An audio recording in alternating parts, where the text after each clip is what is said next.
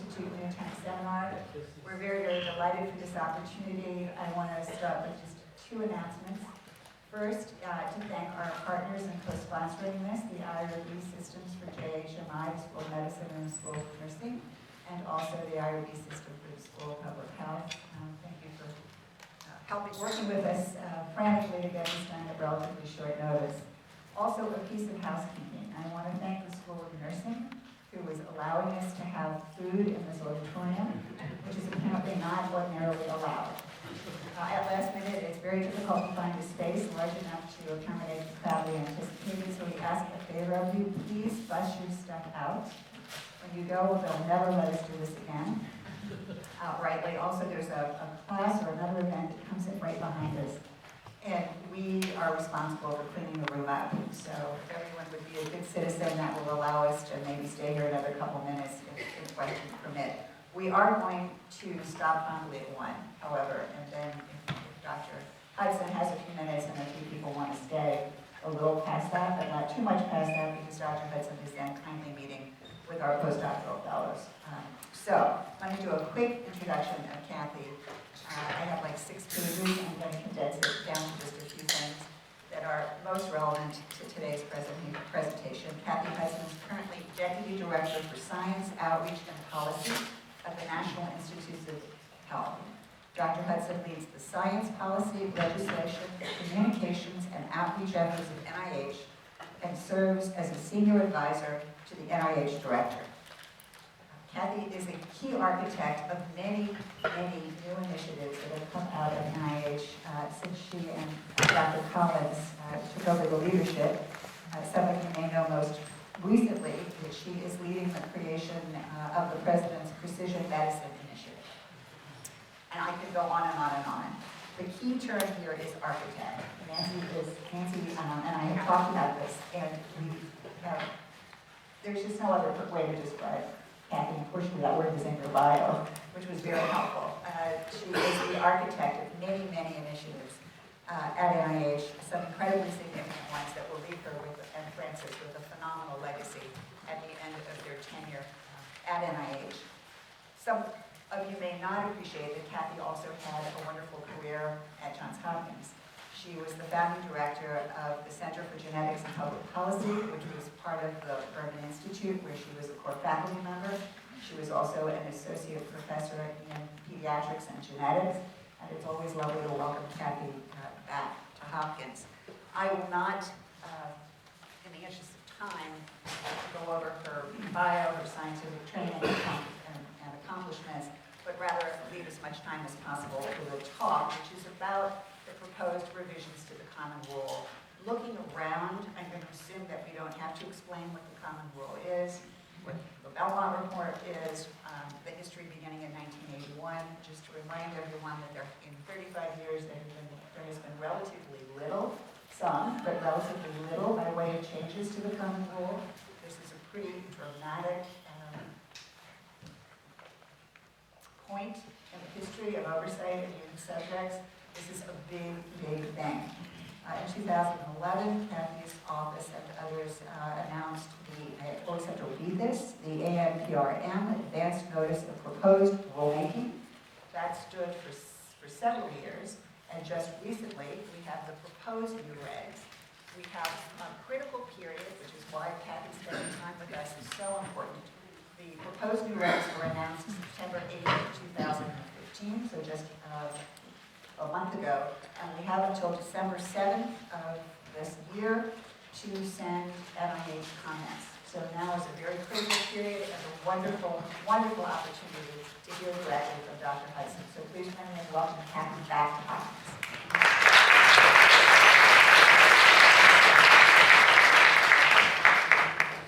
So thank you very much. It is a pleasure to come home to Hopkins. Although while I was at Hopkins, I was based in DuPont Circle in DC, with my colleague Rulemaking somewhere here. So I only had to do the commute up and down 95 to come up for faculty meetings. It is good to be back home. Thank you, Ruth, for the kind introduction.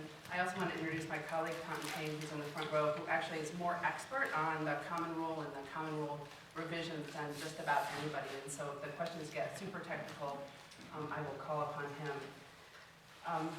I did have the good fortune to be at Hopkins and then to go back to NIH for my second tour of duty early on in the Obama first term. And the president now is fond of saying that we are in the fourth quarter, as in a football analogy. We're in the fourth quarter and interesting things happen in the fourth quarter, and one of the most interesting things that's happening is being able, I hope, knock on wood, to finalize the revisions to the Common Rule before we all walk out of the White House and walk out of the French Door Building one for the last time on January 19th of 2017. So we're in a hurry and have a lot to do, and I'm excited to be here to talk to you about it today. So Ruth mentioned the sort of the history of the Common Rule, including a number of important milestones along the way. But we have been now for more than a quarter of a century, basically living with a set of guidelines and principles that were put in place when science was quite a different enterprise, and the relationship between medical researchers and research participants was quite different than it is today. And so it's quite appropriate that we be able to revise the Common Rule. And as Ruth said, we put forward an advance notice of proposed rulemaking, which is, for the scientists in the room, almost like a enzyme that needs to be catalyzed twice before it's actually, or modified twice before it's catalytically active. And so we've now gone through the first phase, now we're going to go through the NPRM phase, and then we'll put in place a final rule. And even beyond the final rule will be sort of effective dates, which will be important for researchers, IRBs, and institutions as they figure out how to put all of these new rules into place. So the two simple overarching goals that have been first and foremost in our minds as we've tried to work with our colleagues across government in modernizing the Common Rule are first to enhance the safeguards and respect for research participants, while also increasing the efficiency of the oversight process and getting rid of those steps that aren't returning real benefit for researchers and research participants. And so you'll see that along the way.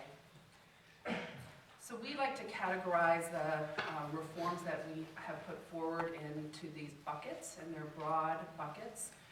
First is to permit the closer calibration of oversight to the level of risk of an individual research protocol.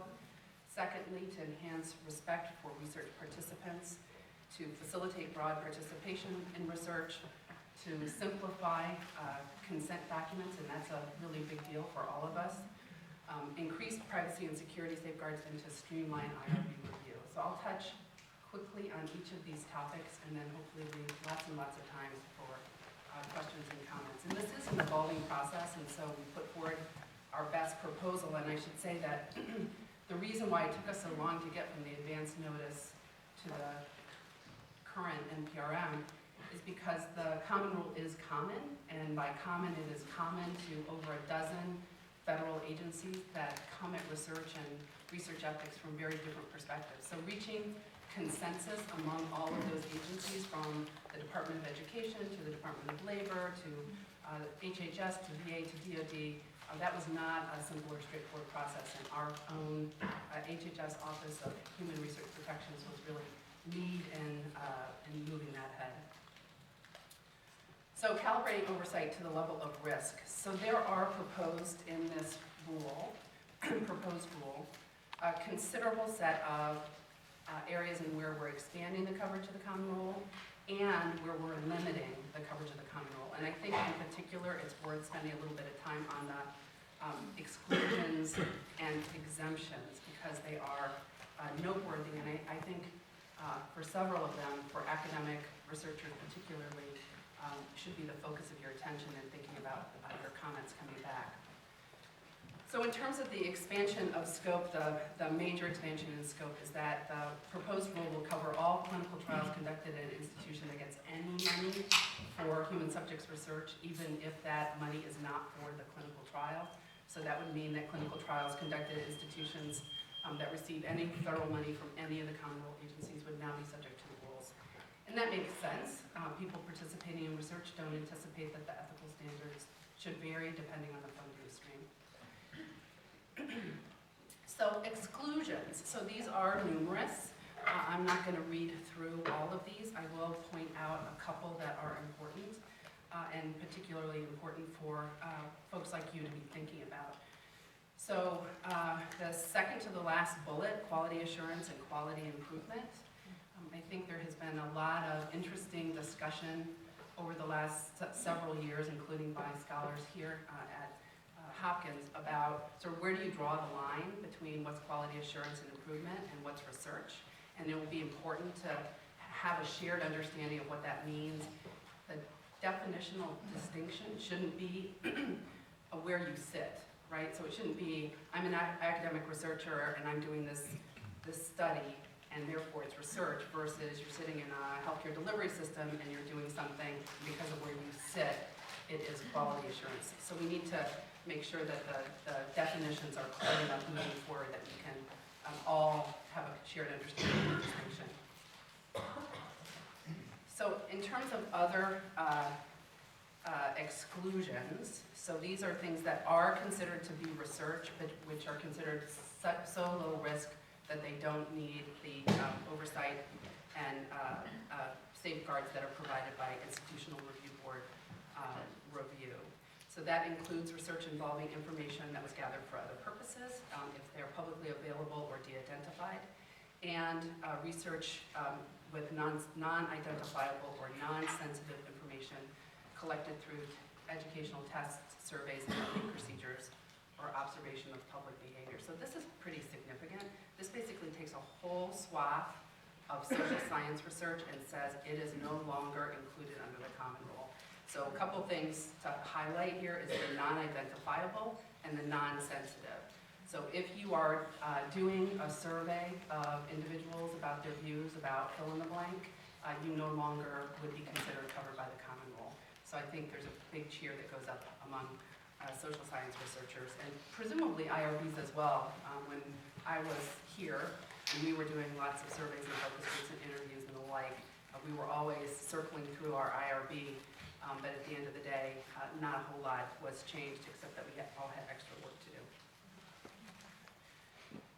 Also in the list of low-risk research that is excluded is a set of activities where there's another oversight mechanism or control mechanism, so that the role of the common rule is really duplicative with another oversight mechanism.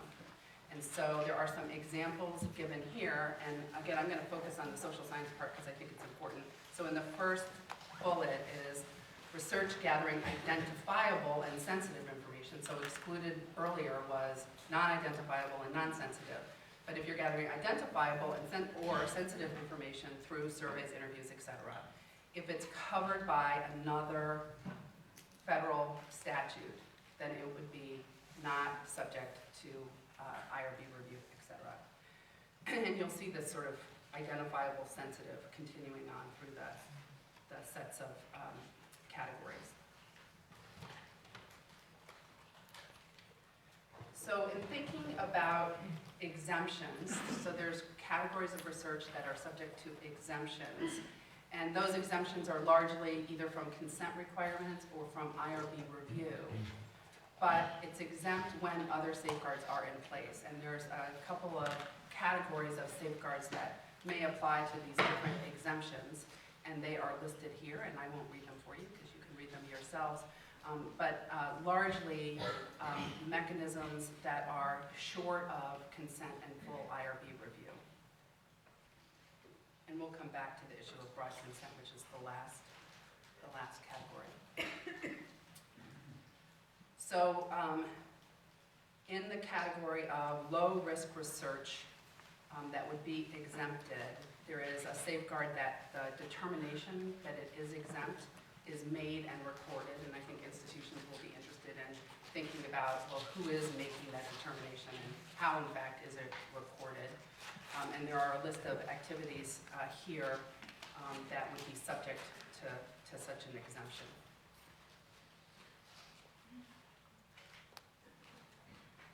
The second category is an exemption for research with sensitive information. And there the safeguards that remain in place are both somebody is making the determination that it's exempt and recording that determination, and that there are safeguards in place to protect the privacy of the information or biospecimens if biospecimens are involved. So this is research, again, gathering identifiable or sensitive information and what kinds of protections would need to be in place if there is no other set of rules that are governing that, like the Privacy Act or HIPAA or whatever. So turning to the category of enhancing research participants, I'm going to point out that during the course of the sort of languishing of the NPRM, and perhaps maybe even its death due to sort of bureaucratic inaction and the sort of the big energy hurdle that was required to get through to the end, came along this issue of the genome of HeLa cells having been deciphered and placed on a public website by German researchers who thought because the cells were widely available that the sequence could be deciphered and placed in a data sharing philosophy on a public website. In fact, the NLM and CBI website mirrors that European website, and so it was publicly available here as well. And that started sort of a Twitter storm, largely among the genomics and ethics community. Some of you may have chimed in on that. And we jumped in, not because it was research that was funded by us, but because of the significance that those cells and that genome sequence has. And I've had the pleasure of working with Ruth on the group that now mediates that, along with members of the Lax family. I bring it up here because it really points to how sometimes external events can catalyze renewed focus on important policy issues that can otherwise sort of just languish because of lack of attention. And in fact, this did refocus people's attention, and particularly refocus people's attention on how important asking permission is, and as a reflection of the respect for the individual research participants. So as a part of the NPRM and carried forward in this proposed rule is a requirement that there be consent for research with biospecimens. So presently, if you have a biospecimen and you've stripped it of an identifier or you've received it without traditional HIPAA identifiers, you can do research with that biospecimen without anyone's consent, knowledge, permission. What we're proposing here is that moving forward, not moving backwards and having to re-consent or re-contact all of the people who have made valuable specimens available in the past, but rather moving forward, this would require that consent be secure for biospecimens, research with biospecimens, irrespective of whether or not it's identified or de-identified. That is a substantial change. It was proposed in 2011. It's retained here. And I'll talk a little bit more in detail about specifically what we're proposing and how we think it might affect research. This reflects the growing literature that individuals want to know that their materials are being used in research, and that it is really difficult. So that's sort of the principle of respect. And then there's this issue of privacy, and it's getting increasingly difficult to know what technologies we have and what technologies are going to come down the pike that will allow re-identification of individuals. We know that genomes certainly can. There may be other technologies that are going to come on board that will allow that as well. So for the shared purpose of respect and privacy, we've put forward this policy. Sort of paired with requiring consent for research use of biospecimens is raising the bar for what's necessary in order to waive consent. So sometimes specimens exist and IRBs are asked, can we, and there is consent, but maybe the consent was to do thing A and you want to do thing B, and you ask your IRB, can you please waive us having specific consent for doing thing B because whatever reasons. And there were criteria and are criteria for that right now. The proposed change would raise that bar so that waivers could only be permitted if there's a compelling scientific reason and that the specific proposed research could not be conducted with other biospecimens for which consent was obtained. So that is a significant waiver, so it's not okay. If you could do the research, it just happens to be more convenient to do it with this set, that's not going to be sufficient. Remarkably, during the course of developing this proposal, some proposed that it would be okay if consent were sought from individuals for research use of their biospecimens, and the individual declined and said, no, I don't want my biospecimen used in biomedical research. Some proposed that could be waived and that it could be used for research anyway. We successfully fought that down. So continuing on the theme of biospecimens, it really is our intention with the proposal for requiring consent for biospecimens research that we allow more people to say, I really want my stuff, whether if the stuff is data or if the stuff is specimens, I want this to be used to advance knowledge, and I want this to be used to advance healthcare for people in the years to come. And so we specifically permit in the new proposal broad consent for collection and secondary use of biospecimens and identifiable data. And the proposal says that there will be a template that will be produced, and of course that's going to be another heavy lift, but a template that will be produced. And if you use that template, then you have all you need. So if people who are submitting samples to your biobank or to your research protocol have signed this broad consent, that is sufficient for future unspecified research. And you don't have to go past go or put $200, you're good to go. So the broad consent elements include these, which I will not read for you. It is a minimum set, and I'm hoping that the template that we develop will also be really simple and straightforward, and that if people have concerns, they should feel that they are able to say, no, I'm not interested in signing that particular consent. So what does that mean? That means that people who have biospecimens are going to have to keep track of the consent status of those biospecimens, and that's a significant issue. Many places, especially sophisticated research institutions and clinical institutions, have ways now of tracking biospecimens in a pretty straightforward and digital way, but for other institutions this will be a pretty heavy lift, and we recognize that. So in terms of research with biospecimens and identifiable data, if you have collected the biospecimens with broad consent, there is also other safeguards that apply, including making sure that the privacy is protected for that information and for information derived from the biospecimens. And there is a limited IRB review in certain circumstances, and let me say a word about that. So when we were discussing this within the agencies, there was a concern that in some instances people may be asked to provide their broad consent for future use of their biospecimen when they are in pain or distress or potentially confused, so mostly in a clinical setting, and that would not be an opportune time to ask for broad consent when people might not be able to understand that.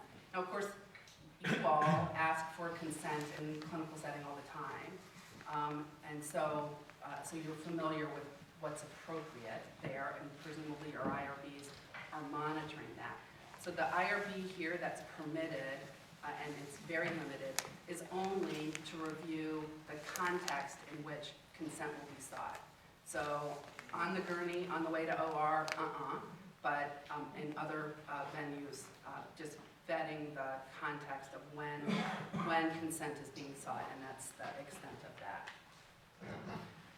The other thing is that if you're doing consent where people aren't aware of the specifics, then you shouldn't be running back and telling them the results of your study that apply to them. And so if you're planning on returning research results, clearly broad consent is not a good idea. So there's more work on the front end here, but what that means is that for those collections of biospecimens, when there's another potential use, that use should be really frictionless moving forward. And we've certainly run into the circumstance and tallied up the numbers for research studies in which samples were collected for a study on Alzheimer's. Now that looks like it'd be really great to have that phenotype and genotype data for study on something else.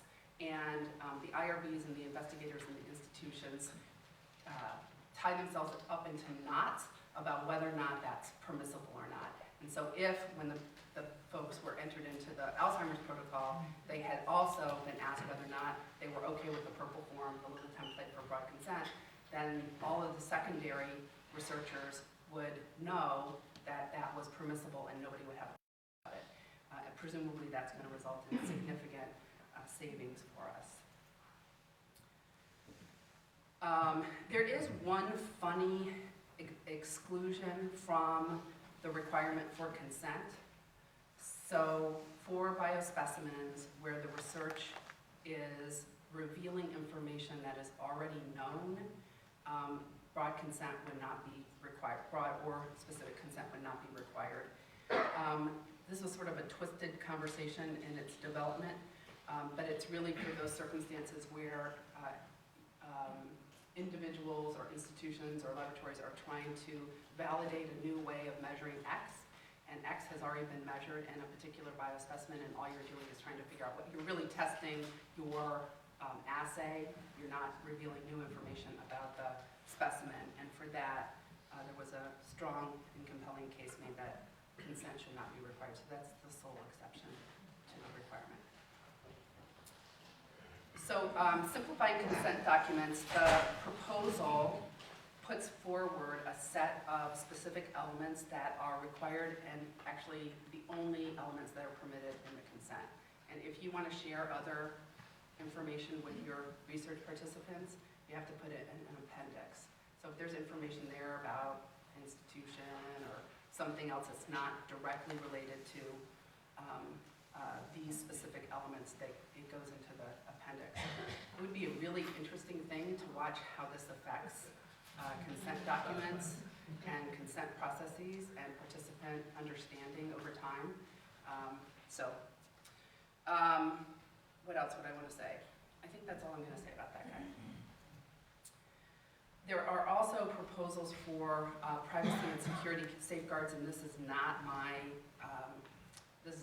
comfortable swim lane here, so I'm going to go over it quickly and hope you don't notice. So my recollection in the past is that you had to say something in your consent form about how you keep all your identifiable stuff in a locked file cabinet. There are now requirements that there be either compliance with HIPAA or with standards to be developed by the Secretary. In the original NPRM, there was an attempt to get to harmony between HIPAA and research privacy standards, and the research community, in commenting on that proposal, and everybody actually who read it, read HIPAA, went into anaphylactic shock, and sent in comments saying, no, nothing to do with HIPAA, please. So it's still permissible here, but there's also additional standards to be developed by the Secretary. And of course, the million-dollar question is, what will those standards look like? Last but not least is our requirement in the proposal that for multi-site studies, there be a single IRB. And this is a proposal that actually we at NIH have already put forward and will be finalizing soon. Back probably before the HeLa genome sequence was published, Francis and I and others at NIH sort of looked each other in the eye and said, you know what, the probability that we're going to be able to succeed in revising the Common Rule is looking dimmer and dimmer. And so maybe we should take the important changes that we would have accomplished through the Common Rule and just do them through NIH policy, since we're the majority of biomedical research in the country anyway. So the two issues that we wanted to push forward were broad consent for secondary research, and we started that with the consent policy for genome data sharing. And then the second is a single IRB review for multi-site studies. And so we put out a proposed policy for public comment a little bit ago, got a large number of comments in, I want to say about 800, overwhelmingly positive comments, and we are now finalizing that policy, and that will be finalized this fall for NIH. It's mirrored in the Common Rule, And so we'll have to make sure that those two things actually line up exactly at the end of the day. So the common rule embodies the stakeholder that NIH has already moved out on. There is, in terms of streamlining IRB review, there is a reduction in the amount of requirements for continuing review. So if you are only doing a data analysis and you're not having ongoing interactions with your research participants, continuing review is not needed. And then there's also listing of what activities would be subject to an expedited review, so that that's very clear and you don't have to go back and forth with your IRB about that. And then there's also a list of minimal risk research activities, which will be published. And so there's a lot of promises in here about future things, which if I were in the regulated community, I might be sort of nervous about. So the timeline for transitioning, if this becomes, we receive all your comments, we review them very carefully, we make changes to respond to those, and then we put out a final rule. Here's sort of what would happen. So the biospecimens that have been collected before the effective date, including the ones that you currently have in your biobanks, are going to be grandfathered in. So they will not be subject to these new requirements about broad consent. The effective date for most of the provisions will be 1 year after publication of the final rule, except for two requirements. One is the new consent requirement for biospecimens, and that's because of a recognition that it's going to take institutions a little bit of time to figure out how to track specimens, how to collect consent in routine care, which would be optimum, and how to track the consent status. And the second is 3 years after publication for the requirement for a single IRB. I actually think that's too long. The NIH policy will go into effect before that, and so we may be the driver anyway for that implementation. There will be mostly institutional burdens for the single IRB requirement, but I think investigators overwhelmingly are enthusiastic about this. So we did, as Ruth mentioned, publish the NPRM for a 90-day comment period. We will, over the course of this 90 days, try to have opportunities to have conversations such as this about the proposal and what it means. I would point out that OHRP has a series of webinars on their website, which you might want to pop up some popcorn and sit down and watch. And then we will be doing a series of stakeholder meetings, which I'll talk a little bit more about in a second. And again, hoping that we can get the final rule completed well before the time that this president and this NIH director walk out the door. So we have, in terms of stakeholder engagement, it is my keen desire to have many, many, many comments, even though that increases our workload.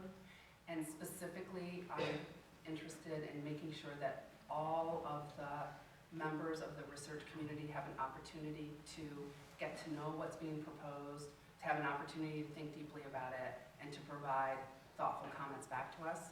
It is really disappointing that when government agencies put out things for public comment, whether it's FDA or CMS or NIH or other agencies across government, the number of comments that come in from people who represent the public and patient groups is really minuscule. And so we're hoping that through the course of the next couple of months that we'll have an opportunity to make sure that everybody benefits from the analysis, that if one group is doing an analysis on one section, maybe they can share that with others. And so we're going to have these 4 public meetings. They're going to be webcast. They're going to be in different places around the country, and they will be 4. There's actually 5. They will be focusing on different elements of the proposal. So one might focus on the whole issue of biospecimens, another on the single IRB. And during the course of that, hopefully everybody can have an opportunity to really understand the details of the proposal and have an opportunity And the one of these, the one in Washington, is going to be hosted by OHRP, and will cover, I think, the full range of issues in the proposal. So with that, I will stop, and we have lots of time for questions and comments.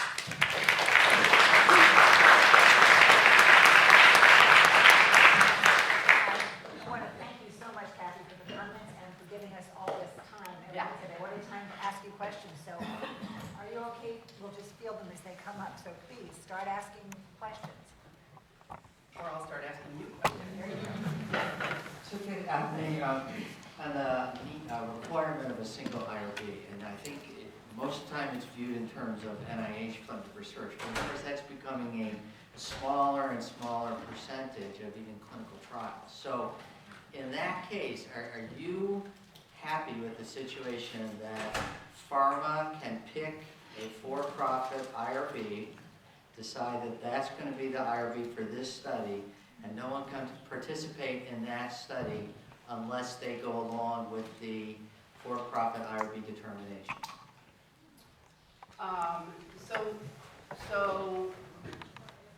If it is a wholly pharma-funded study, then I don't have a lot of say in that, right? So I at NIH don't have a lot of say. So under my policy, let me start with the NIH policy, because that's the one that's going to go into effect first. So for the NIH policy, if NIH doesn't have a buck in that trial, then we don't have a dog in that fight. Right. If we have any money going into that study at all, then the PI can suggest, but we have to affirm what IRB that will be.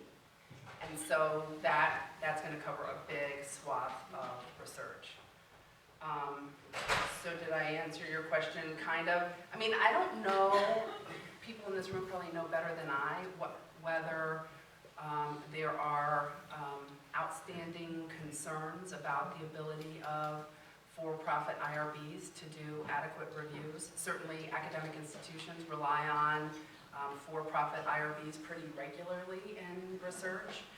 And so... Well, there isn't even, I mean, you could even talk about being accredited, whatever that is, you know, with the AHRB accredited. Yeah. Even that, so right now the Commonwealth doesn't propose any standards of what that central IRB may be. And I think we've seen, there are the common for-profit, the work, they're fine, but there are... Joe's IRB, yeah, no right. protocol too risky. Exactly. So for ours, we'll have a voice in that, but I think you raise a good point for others. Now there's not, so the other big funders, federal clinical trials, are VA and DoD. VA already has sort of a single IRB thing going on. And so then the question would be with DoD, is that a concern? But certainly for non-NIH funded clinical trials, this would be an interesting issue to raise.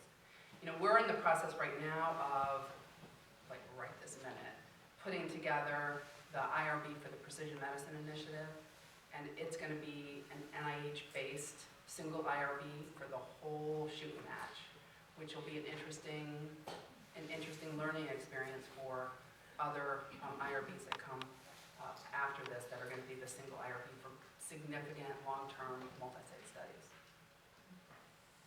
Thanks. And can people, I know who some of you are, but not all of you, so if you could identify each other, okay. I'm Ann Riley in the School of Public Health. I saw on the slide that the IRBs will be held responsible in the future rather than the research institutions. Could you speak to that? Could you speak a little more to that? Yeah, I think one of the concerns has been about having a single IRB has been institutions who are conducting the research, who are relying on an IRB at another institution, and that they feel like they have to assume the liability of the potential misdeeds of an IRB at a different institution. And the intention is to be clear that it is that IRB that's going to have the responsibility and liability that might come about as a result of negligence or bad behavior or what have you. Of course, the incidences of IRBs having such problems is fairly few in number, but very significant when it happens. I'm Ken Cohen, I'm one of the IRB chairs. I wonder, the two areas that seem most contentious to me are the biospecimens, which I think institutions will figure out how to do. It's a paperwork and a clerical sort of an issue. The single-site IRB issue, I think, is concerning to a lot of people. I'm a pediatric oncologist by training. I do many multi-site studies, and the idea that there is an efficiency being built in by having me interact with 30 different IRBs around the country in an effort to do whatever is required from a paperwork and a regulatory perspective doesn't actually sound to me as efficient as if that's in fact the message here. The other concern I have is that I think that IRBs really are, in some ways, they derive their thinking from sort of tort law kind of strategies. Like culturally, we have determined in our IRB some view about this that would feel very different perhaps in another IRB. And as a pediatric oncologist, we've had studies where one IRB will call it 404, one IRB will call it 405, one IRB will call it 406. And I don't think anybody's wrong, it's just that there's different ways to view these things. And so I worry a little bit that there's going to be a tremendous burden on sites to interact across arguably hundreds of IRBs, in terms of where there will be engagement and relationships, where it will be very difficult for them to gauge local context, other issues, their sense of the investigator, some of the things that I think are really important in terms of IRB determinations. I'm not sure that was a question or a comment. Yeah, it's an interesting question comment. The issue of to what extent does the single IRB have to interact with anybody except for the investigators is an interesting question, right? So does the central IRB, the single IRB, have to talk to an IRB at another institution? No, right? So this is a streamlined process. So the IRB for the study that involves 23 institutions now has a single IRB that has been chosen by some process that is that is an agreement between the head of the team and the funding agency in our case. So we agree this is a good IRB for this project. And so that's a lot of responsibility that IRB has. What is sacrificed here is this issue of local context. And when the model of local IRB review was originally put forward was really to include in the review the sort of culture and special ethical concerns, perhaps, of a local community. What I think has happened is that there's really not much that reflects that local sort of specialness that actually gets reflected on IRBs nowadays, because most of the investigators are moving from one institution to another as they go up through their promotion rank. There's a requirement for a single lay member. And I think the differences that you see when you look at different, what the informed consent looks like at the end of the day for a same identical protocol that has been reviewed by multiple different IRBs, is that those changes don't reflect the community, they just reflect the idiosyncraticness, that's not a word, of the IRB members. And so the fact that what somebody is told, a parent of a premature infant in a study in town A is told something a little bit different than a mom in the same study in town B, because of that idiosyncraticness of the members, that's not really what we're trying to get at with ethical review. So I just made a comment back to your comment. Would you like to comment on my comment? I'm wondering, is mechanistically, if I'm a site and I want to participate, or I've agreed with the person where it's being reviewed elsewhere, there is still going to have to be some engagement, I assume, with me as a site in that process. And that means I'm going to have to interact with the Dana-Farber IRB one time and St. Jude's IRB the next time. And, I mean, is that not I don't think you should be interacting with the IRB. I mean, in some way, I've got to put information in, right? Yes, you are going to, so you are not the home of the IRB, okay? So Right. Hopkins is a participant, and the lead IRB is at Dana-Farber, fine. So Dana-Farber's IRB is reviewing it, and you as an investigator are gonna have to make sure that the representations made to that IRB about your protocol are accurate, blah, blah, blah, blah, blah. The bigger question, and where I thought you were going, is what are the responsibilities of Hopkins for that study and for tracking the status of the review in your system, right? Because just by virtue of having the IRB review done over here doesn't mean that there are not ongoing institutional responsibilities for Hopkins to make sure that you're not messing up and that you're doing things in an honorable and scientifically meritorious way and that you're following your protocol. Does that help? Well, if I have time afterwards, I'll Okay, ask you okay. whatever you can ask. All right. Nancy? Thanks again, Kathy, for being here and giving us the chance to hear more about it and think it through. So as you know from previous conversations, I think so many of these changes are just terrific, both in terms of protections and in terms of research going forward. And as we've also discussed previously, you know, I have an interest in what streamlining into higher and lower risk research could mean for clinical studies, not only for survey and interview and focus group studies. And one example that arose in a conversation that Ruth and I had with a colleague this morning, but has arisen previously, is the following example, and I'd love to know your thoughts about it, whether there would be space in the changes for this kind of example. We have a colleague who works in a particular field of medicine where he wants to start for clinical purposes, having all patients fill out certain kinds of health information. It will go into a database. It will also be fed to those patients' individual doctors. So it will be used for clinical purposes. You go in for your thing, you answer 10 questions, your doctor gets that as you go in. At the same time, those data also will be used for research purposes because there will now be this systematic collection. So they are being collected for clinical purposes, honestly, but there is clearly a prior intent to simultaneously use those data for research purposes. Under current regs, at least his understanding and my understanding, is that he can do research using that without consent if he agrees to do it all retrospectively. So if he knows he's going to use the data but waits 2 years and then says to the IRB, I want to go back and use the last 2 years, he can get approval because it's retrospective. But if he says today, we're going to use it for clinical purposes, and we expect to also keep track of whether people who answer this question yes do better on this medicine than people who answer the same question no, which is an important clinical research question, he has to get prior consent. It's low risk in that nobody's changing their care, nobody's collecting extra data. One could even argue, so I'm curious about that because it's low risk. If you think of risk as being relative to what they would have experienced without the research component being added to their life, it's low risk. So I just wanted your thoughts about how that might fit. So I'm going to see if I can sort of expand on that current example to a broader set of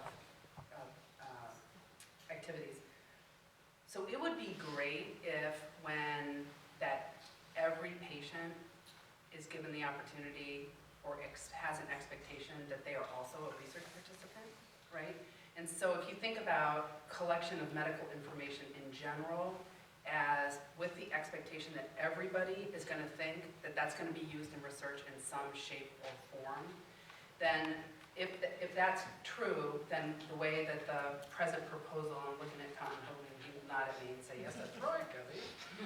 The way the present proposal would apply is that you would not need consent for that, but that there would have to be a notice that the information that you're providing as a part of blah, blah, blah, blah, blah, blah, may be or will be used in research. Full stop. Tom, am I right? I'm not sure about that part. So I think, So I think if it was collected in a prior setting, you might not. I think you might still need to retain consent in some might be okay if it was notification, but I think generally speaking, if you were collecting it now, the way you No, do you're it, gonna use it for research? right, and you know that you're going to use it for research, the way you would do it is to obtain specific consent and broad consent that allows it to be used, you know, in the future, for various purposes without having to come back and obtain consent again. We should pay more attention to it.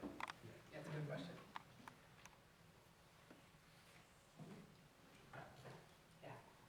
I have an email question from Jennifer Kalinich, I say Jennifer. who is legal counsel for, I think, school medicine IRB. Her question has to do with proposed security requirements for exempt research. These requirements weren't detailed, but we are finding that assuring third parties have adequate server security, liability, et cetera, is involved. So can you give some indication of what the requirements will be and to what extent the institution is expected to verify third-party security in multi-site research? Also, since the rule proposes to carve out all covered entities secondary data research, is it DHHS's expectation that the security requirements would also be the standard for HIPAA-covered entity research? So I did mention that the security part was not mine. So I'll get back to Jennifer about that. Yeah, we'll look into it. She actually had a third question real quick. It's not security. It's not about so much. security, good. Why did DHHS propose several alternatives for defining identifiable information, and how likely is it that the final rule will treat genomic data as identifiable? Yeah, that's a great question. So in this rule, there is the proposal that's in the proposed regulatory text. And then in the preamble, it's like, well, we proposed strawberry, but here's chocolate and vanilla that you can think about. And the reason is because we were trying to get to yes with all of the agencies across HHS and with agencies across government. And so this was in some ways a reflection of a compromise, but it also allows, by being there in the preamble, it allows us to swap out the flavors without having to repropose a rule in the regulatory legal purposes. So we can be compliant with the Administrative Procedures Act requirements. So it is most prominent in the issue of identification of biospecimens and what, so we have proposed broad consent for all biospecimens. There is an alternative that is proposed in the preamble that it be only whole genome sequencing, I think is how it ended up going in. And that's tied, of course, to identifiability and doesn't really take into account the whole issue of the power of asking permission. We also realized that we didn't really know whether or not genomics was going to be the only technology that could lead to identifiable information or enable re-identification of the specimen. So maybe your microbiome can be used to re-identify you. So that seemed like something that would require, iteration over time to say, and now the list of technologies that you can't use to analyze a specimen unless there's consent is this. So at the end of the day, we ended up, at NIH, we strongly support the broad consent for all research with all biospecimens. Some of our colleagues weren't quite there, and so this is sort of the awkward way of getting something out the door. If, by chance, the overwhelming comments are for a flavor that we didn't propose that's in the preamble, we can flip it out. So I'll be interested in seeing sort of how people come down on this issue. It wasn't one that was specifically addressed in the NPRM, so.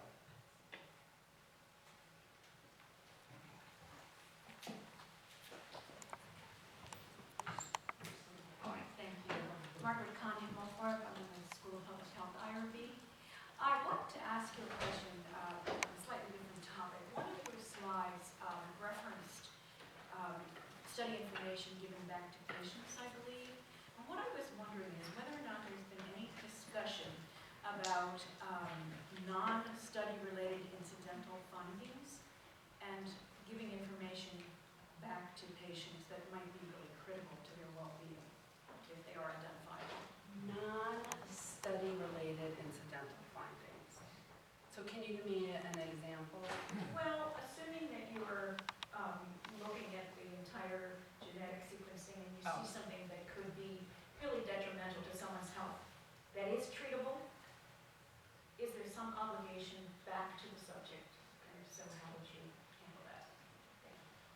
Yeah, so that topic has been the subject of great, intense debate since the beginning of genomics, really. I think the current state of affairs is that researchers, the expectation is that researchers need to think deeply at the beginning about what they anticipate finding and what they anticipate returning, but that if unexpected, unanticipated finding is discovered, that then there should be some consideration to whether or not that should be returned, and that should be done in consultation with an IRB.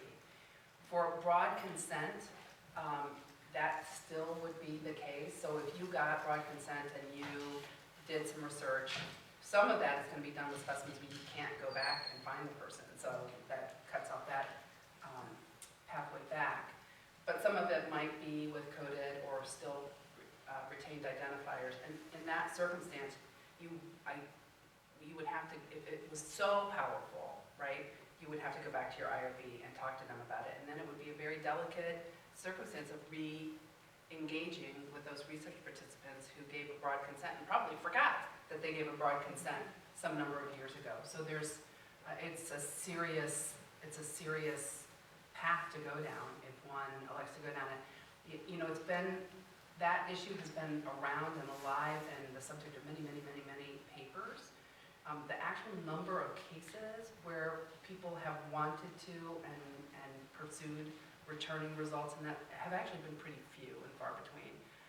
Early on in my days at the Genome Institute, we did have such a case where we did end up going back to the participant and returning research results for research that they didn't know they were participating in, and it was not an easy thing to do. But there's not that many cases, but it's good we're attentive to it. But there's nothing that changes the common rule that would prevent that. No, the only thing, I've gone somewhere else. The only thing that's relevant, I'm gonna stand away. The only thing that's relevant is that if you get broad consent, you can't intend that you're gonna go back and give people results. If that's what is part of your research, then you shouldn't even think about broad consent. That's not a path to go down. We have time for one more question in full session. Yeah, please. So currently FDA defines human subjects differently than HHS. It also has different rules for when informed consent can be waived.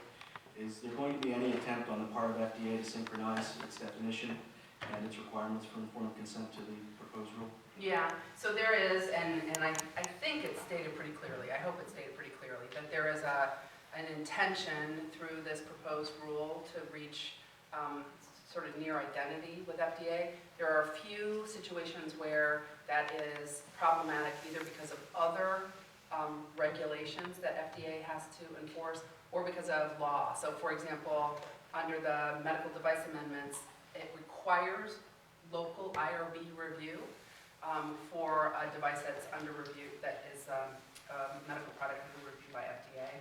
We're seeking to, with FDA, we've sought to change that legislation. So there are efforts to seek to harmonize. And so that will be, I think a lot of it is accomplished by this proposal, and more will be coming down the pike. Do you anticipate that would happen before the rule becomes effective or after? I think no one's going to do anything significant until this rule is finalized, for fear that you take one regulatory action and your regulatory community starts to adapt to that, and then, oops, we're actually going to go over here. But, you know, we're going to get this done. We're going to get it done pretty quickly. So we've only got 14 months left, so. We should thank Kathy.